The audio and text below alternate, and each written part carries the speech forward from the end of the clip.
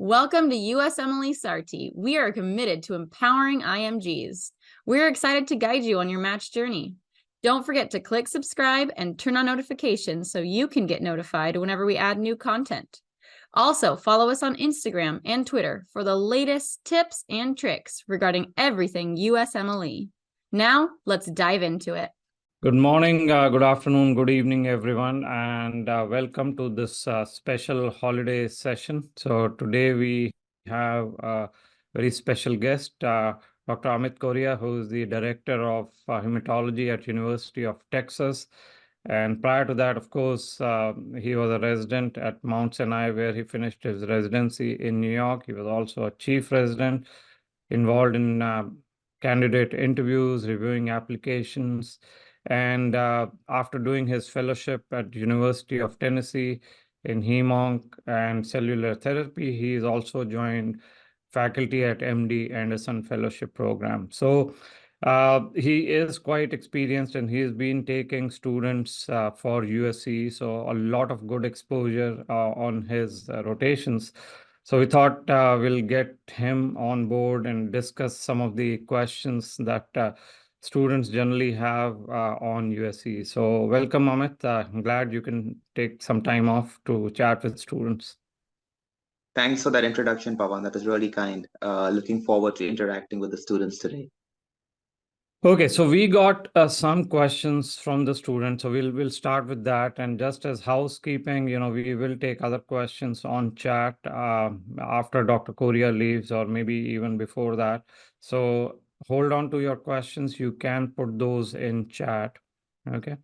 So the first question is, what is the importance of US clinical experience for IMGs? That's a very good question. And that's something that has become more or less a trend, or more or less what programs need over the past at least 10 years. When I applied for residency, that was more or less in its infancy.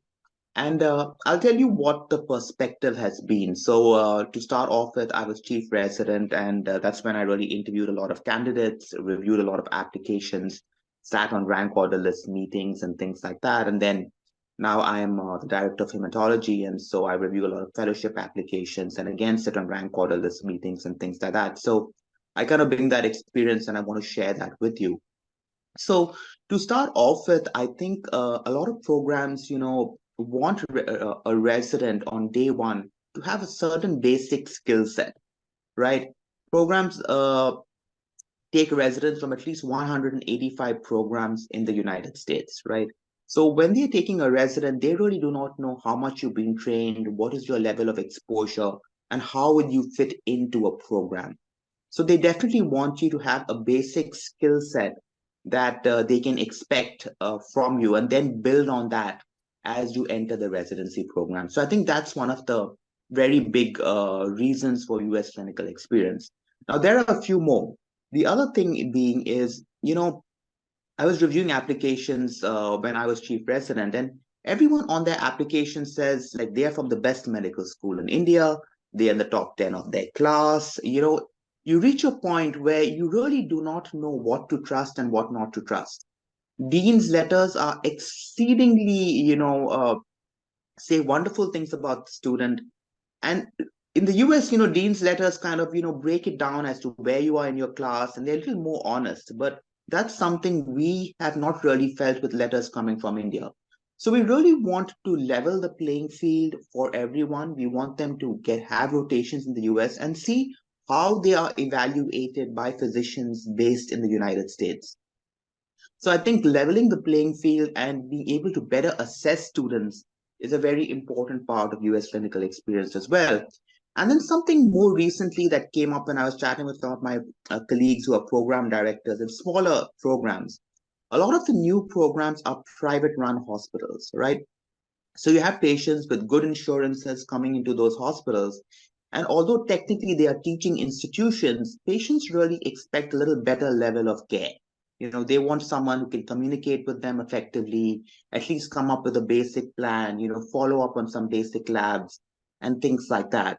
And so they want to make sure that the residents they take are also kind of, at that standard where they don't disappoint the patients or upset patients or, get, a negative, nowadays you can go on Google and leave a negative feedback and things like that. So they want to make sure that doesn't happen. So that's something I'm seeing more with a lot of the private residency programs that are coming up, that they really want to make sure that their residents, are mindful of their patients and treat them, from day one with at least some sense of, in an appropriate manner. Okay, thank you. That was very, very helpful. Now let's dig a bit deeper in the same. So you see an ERAS application, or maybe you are interviewing that applicant, and when it comes to USCE, the clinical experience, what are you looking for?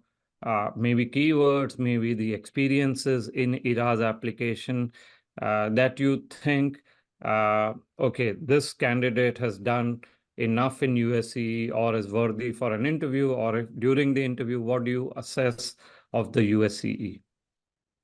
So when I'm looking at US clinical experience, when I'm sitting on an interview or sitting on the rank order list meeting and things like that, we start by assessing where has the student done their US clinical experience, right? We want to make sure they've done it in an institution which has some repute, where we can trust their assessment, right?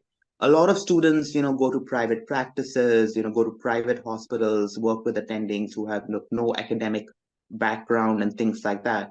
And that's kind of frowned upon in a sense, because we really can't trust those letters of recommendation and things like that. So we really look at the institution to start off with. I think that's one of the biggest keys when we look at US clinical experience. The other thing is we look to see in what capacity the student has worked. Is it an observership? Is it a fourth year clinical, like a fourth year medical student? Or is it like a JI, which is like a junior intern? So your letter of recommendation or even your description of the rotation should definitely mention in what capacity you worked, a fourth year medical student or a GI, because that again is a rotation that we take more seriously than, say, an observership, right? So that's something we definitely look at. The other thing is we look to see who's given you your letter of recommendation. What's the role of the faculty? Now, we obviously trust a faculty who's been in a residency program, who's worked with fellows a little bit more, right? Because we feel like they can better assess a resident. So we look for someone who's faculty, someone who's worked with residents or fellows, someone who's, in a leadership role, like say a director, an assistant program director, a program director. Obviously, we look at those kind of faculty with more, they look at their assessment with deeper value. And then the other thing is there are a lot of faculty who sit on what we call clinical core competency meetings. So when you're in a residency or fellowship, we have what is called a clinical core competency committee, where we sit every 6 months and evaluate a resident or evaluate a fellow. So some faculty who've been part of clinical core competency meetings or clinical core competency discussions, those kind of bring more value to what we would, look at in their letter of recommendation. The other thing is we look at the setting you worked in. Now, in general, I'll tell you in internal medicine, we're a little more concerned about how you're going to behave or how you're going to perform on the inpatient setting. Now, this is a family medicine residency, then maybe we're kind of looking at more your performance in the outpatient setting. So we definitely want your letter of recommendation to reflect on what inpatient work you've done. And ideally, your rotations that are more inpatient heavy, I think we look at more favorably. So that's something else that we look at with regard to letters of recommendation.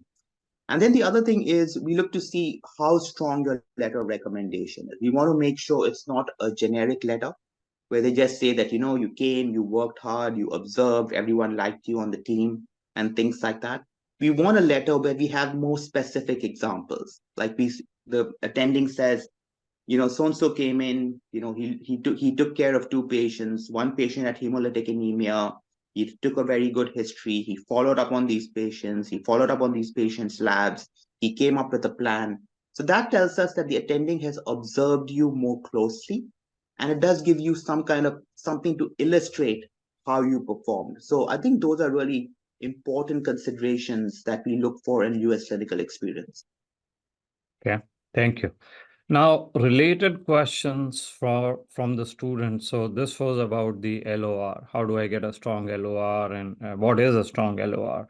But how do I do well in the USCE? So let's say this is my first rotation, first time in the US, and I'm with you, let's say. So what should I be doing? How can I do well in my USCE to impress the attending? So I think this is a very good question. And, we all come here, we, take a trip from India, we are going through a lot of struggles to get a US clinical rotation. So it's very important that we impress while we are on the rotation, because that's the whole goal of being on this rotation. So to start off with, whatever you're getting into, I would say start off with just going over the basics, how to take a good history, right? How to write a progress note, right? So don't go into like, a state of the art. If I'm doing a rotation in cardiology, should I know how to manage, complicated medical conditions? No. Just start with how do you get a basic history? How do you write a progress note? How you review the chart in the morning? How you present the patient to the attending in the morning. And I think, Pawan, maybe it would be a good idea to actually have a 30 or 40-minute seminar where we just tell them how to write a progress note, how to write an HMP, how to do a review of systems, how to write a physical exam, how to write an assessment and plan.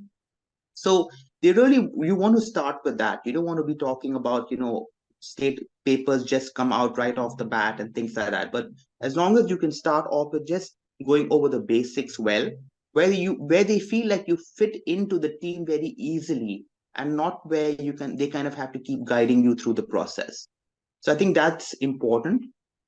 I think besides that, it's very important to create a good relationship with everyone on the team. So if you're rotating with me, you'll have a fellow from either MD Anderson or the University of Texas. You'll have residents and you'll have medical students, right? So it's very important to get along very well with everyone on the team, because typically when I'm writing a letter of recommendation, I'll ask the fellow, the resident, like, how was so-and-so's performance? And if they say, no, he was great, he really helped out, and he was there right through the rotation, that kind of looks nice, and I'll definitely, mention that on the letter of recommendation.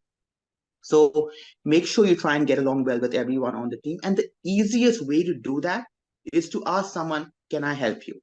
Are you busy? Is there something I can do for you? Just making that, putting that statement across and just doing something basic for the team makes a big difference. I'll give you an example. For example, you're taking on hematology and oncology, and we discuss at rounds that we want to check, we think the patient has hemolytic anemia, we are checking a haptoglobin and a retic count, right? So what you could do is you can go and tell the resident that, I'll go and tell the nurse to go and draw the haptoglobin and retic count. And when the labs come back 2 hours later, I will follow up on that lab and I'll let you know what the lab was. So you're taking full ownership. You go and tell the nurse, you put in these labs. Can you please draw these labs? You check the system 2 hours later. Say the lab has come back. You go back to the resident and say, for so and so patients, the labs have come back and the haptoglobin was normal or whatever. Those are things that really, really show that you are very involved in the rotation. You're looking to help and you're looking to be part of the team. You're not just finishing with rounds and then saying your responsibility ends, but it shows you actually are following through on what was discussed at rounds and making sure you finish your work for the day. Thank you. Thank you. Extensively explained. There is obviously a lot of interest in your rotations. So if you could give a sense to the student, what is a day in the life of intern that rotates with you? So if you could spend a couple of minutes about how a student rotates with you, what all does he learn and all that in a 4-week rotation. So the 4-week rotation that I have students do with me is, first of all, there'll be a fellow on the team, there'll be a resident on the team, there'll be medical students on the University of Texas at Houston. And then because I'm a director, I'm able to kind of tailor my rotation a little bit and have a few of you all rotate with me as well. So you'll get a chance to rotate with everyone at different levels of training. So you'll have a 4th-year medical student, you'll have a resident who's normally a 2nd year, and then you'll have a fellow who's a 1st or 2nd year fellow. So you get a chance to work with people in different levels of training, 1. 2, you'll get a chance to work at the university hospital. and you'll get a chance to work at a community hospital. Now, let me tell you something that university hospitals are very different from a community hospital. A university hospital, you see patients that usually have better insurances, there are more facilities available, and things like that. A community hospital or a safety net hospital is where you see, more underinsured patients. In our particular case, you may see patients that do not speak English as their first language. You may have patients that speak a lot of Spanish. You may have patients who get completely lost to follow up. They come to clinic, you prescribe them something, 6 months later, they've not taken that medication that you asked them to take. So what rotation with me is, you'll get a sense of how to deal with patients in a safety net hospital, as well as a state-of-the-art big university hospital that you're doing state-of-the-art treatment, stem cell transplants, CAR T cells, and all of that. And then on the other side, you'll also get a chance to work at a community hospital. The other thing that I like for you guys to do is, again, do clinic. And I have you do clinic again in two settings. I'll have you come to the university hospital, where again, you see patients completely different to what you see in the community hospital. And then I'll have you do clinic with me in the community hospital as well, where you will get a chance to see those kind of patients. And for an example, when I'm in the community hospital, I'm seeing about 40 patients in a half day, right? So very much like India. In a university hospital, I'm seeing 8 patients in half day.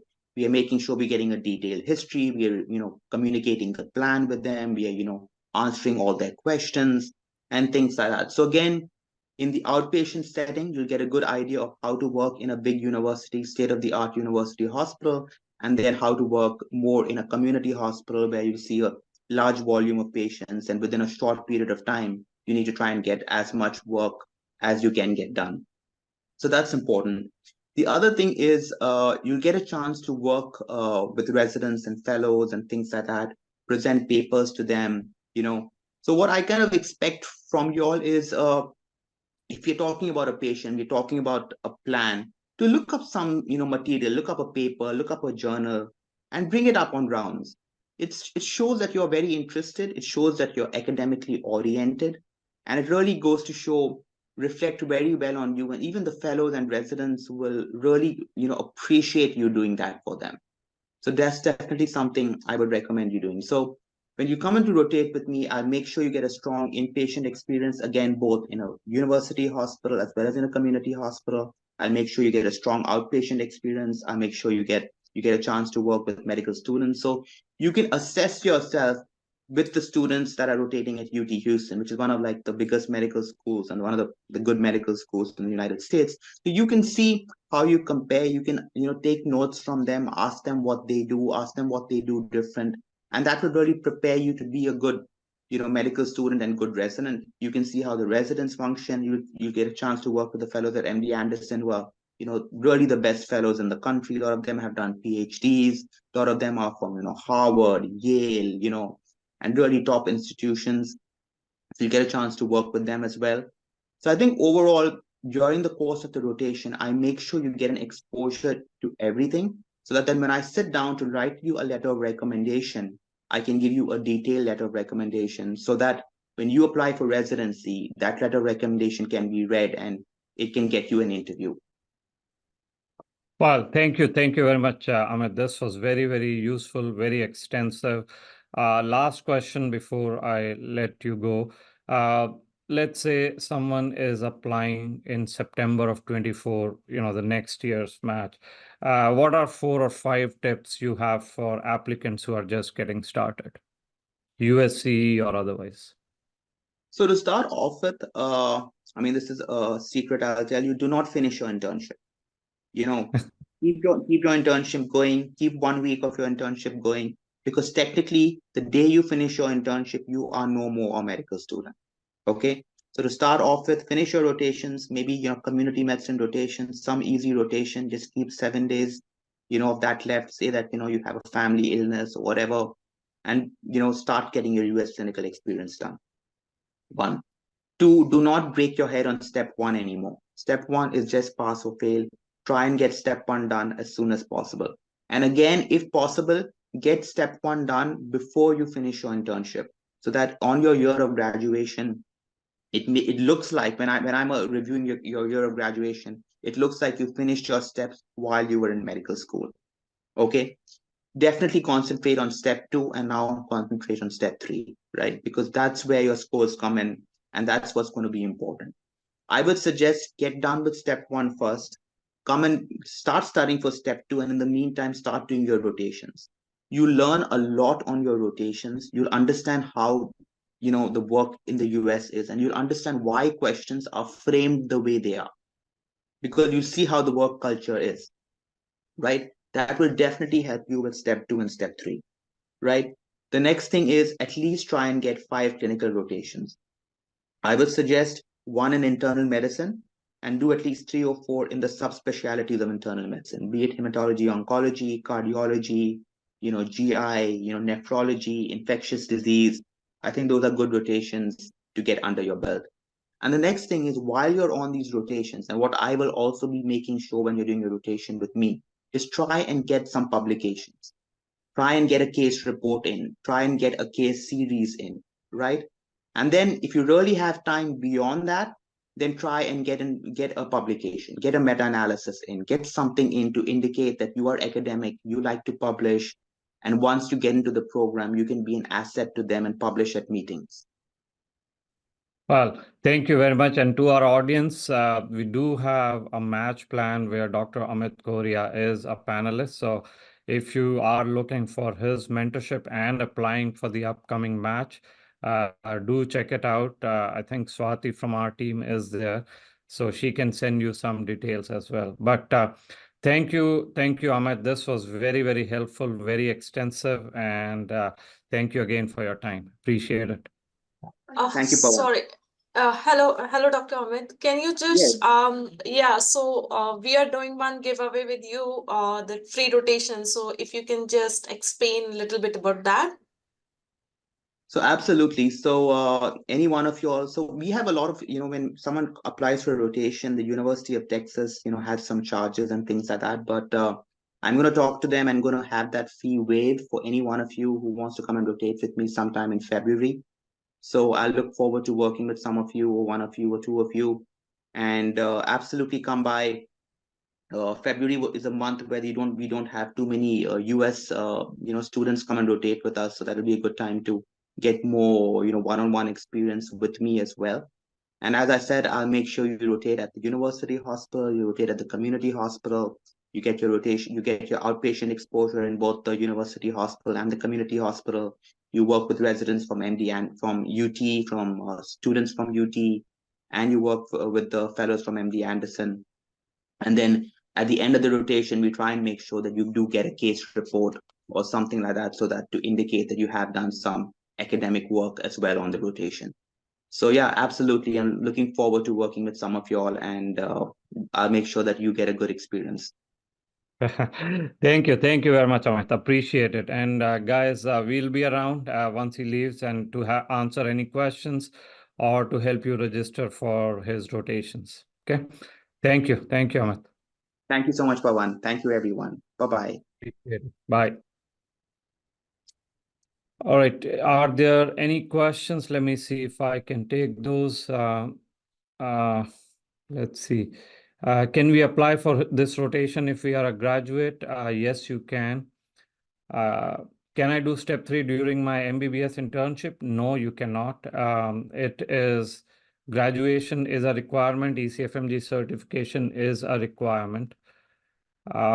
Importance of research. Research is becoming increasingly important for your USMLE journey. So as Dr. Correa also mentioned, and we do have a research plan as well for those of you who are interested. So Swati, maybe you can post a link to both our research courses.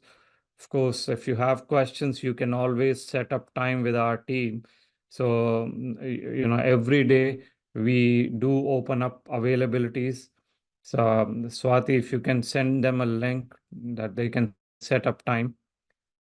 If you have detailed questions, specific questions on rotations or research, you can always reach out to our team, set up time on Zoom, and they will explain you everything. Let me see if there are other questions. What should be included in a good LOR? I think Dr. Correa already explained it well. So let me see. Yes, so there are 2 links for those of you who are going into the match this season. There's a profile review that we can do for you. If you're looking for questions, answers on our rotations and research, there's another link. So Swati just posted it. Grab that link and set up time. Are 2 electives enough? So match is a combination of things, scores, electives, research.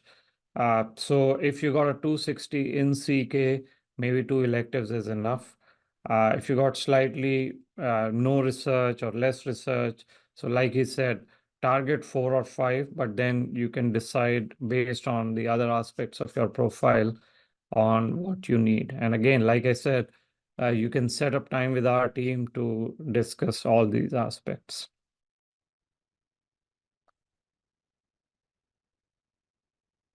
Is getting a research position important for matching in a hyper competitive field like radiology? So just to clarify, you may be talking about diagnostic radiology, which is hard, but not as hard as interventional. But you're right. I mean, research position always helps. Over the years, every year when we have rotation or match in radiology, most of those students have very high scores. Some of them have home country residencies. But yes, a US research position always helps. And we have classes where we can discuss, how to get a research position in US. So as part of our match plan, we can do that. And we also have combo plans where you can do USCE with, say, Dr. Correa and others, Hackensack. You can do research and you can do match. So the bridge to residency plan that we have includes everything: research, rotation, match. So one-stop shop that will take you from, say, now till the end of the match. Can I match into psychiatry with a 6-year YOG? Absolutely. Match is tough, but possible with a 6-year YOG. Again, psychiatry is very heavy on research and step 3, but we have to look at your profile. We do have mentors, panelists who are attendings, and residents in psychiatry, fellows who can help you. Okay. With that, it is 30 minutes. So if you have more questions, just set up time. We'll keep the link on so that you can grab some of those links. But thank you very much. And we will be back with more webinars to help you match. So subscribe to our Instagram and YouTube channel if you have other questions or concerns. And good luck, everyone, and a very happy New Year, happy holidays. Hopefully you all got some downtime. Thank you. Thank you so much for watching. We hope that video provided valuable insights for your journey. Don't forget to subscribe to our YouTube channel and follow us on Instagram and Twitter. And check out our website for details on how we can guide you to a successful match.